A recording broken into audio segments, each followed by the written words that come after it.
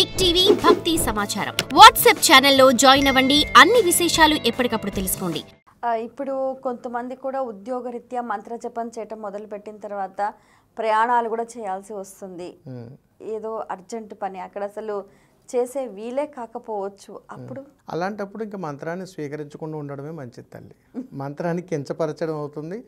మంత్రాన్ని ఎప్పుడైతే అవమానపరచడం మన ప్రయాణం మొదలైందో మన విజయాలకి చాలా దూరంగా వెళ్ళిపోతూ ఉంటాం. అందుకని ఎవరినైనా సరే మనం పలకరించాలన్నా దానికి ఒక సమయం, ఒక గౌరవం, ఒక విధానాలు ఉంటాయి. ఇప్పుడు మీ ఇంట్లో ఒక శుభకార్యం జరుగుతుంది. ఆ శుభలేఖను ఎదుటి వాళ్ళకి ఇచ్చే విధానాన్ని బట్టి ఆహ్వానం అందుతుంది. ఆ ఆహ్వానించే విధానంలో సరి లేదనుకోండి, అక్కడున్న మర్యాదలు ఎలా ఉంటాయి? అలాగా ఒక మంత్రం అనేటువంటిది ఒక ఆహ్వానం లాంటిది. మనం ఎంత చక్కగా మంత్రాన్ని ఆహ్వానానికి శ్రీకారం చేయగలుగుతామో అంత అనుగ్రహాన్ని మనం పొందుతాం.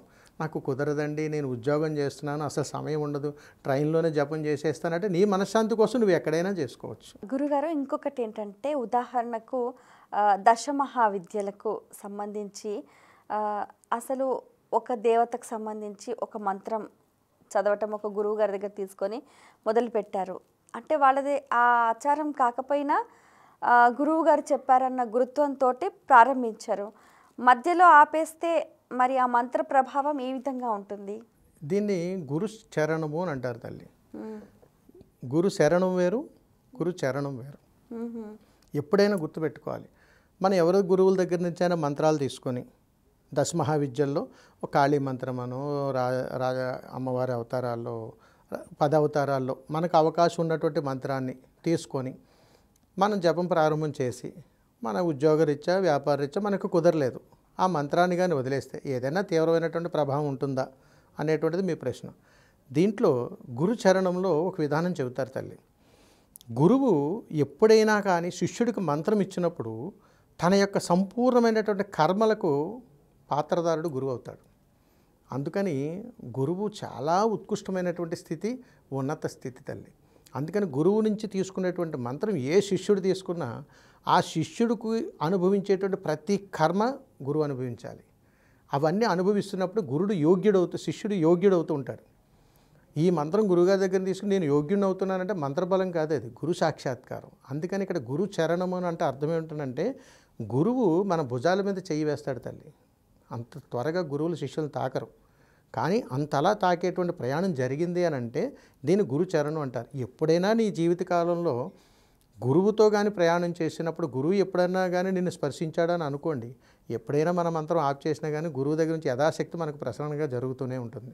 దీన్ని గురు శరణంగా చెబుతారు. అలా జరిగితేనే గురువు శరణాగతి, లేదా గురువు దగ్గర సేవ చేయాలి.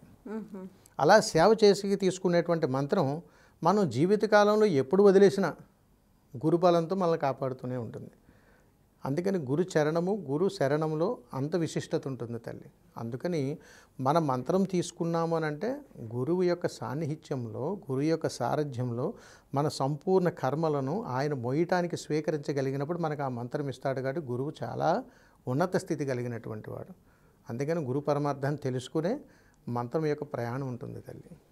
గురుగారు, ఇప్పుడు మనం గమనిస్తే కూడా ఈ మంత్రము అనేది కూడా చాలా విశేషంగా చెప్తూ ఉంటారు. మంత్రాలకు చింతకాయలు రాలుతాయా అని కొంతమంది ప్రశ్నలు కూడా వేస్తూ ఉంటారు. దానికి మీరేం చెప్తారు?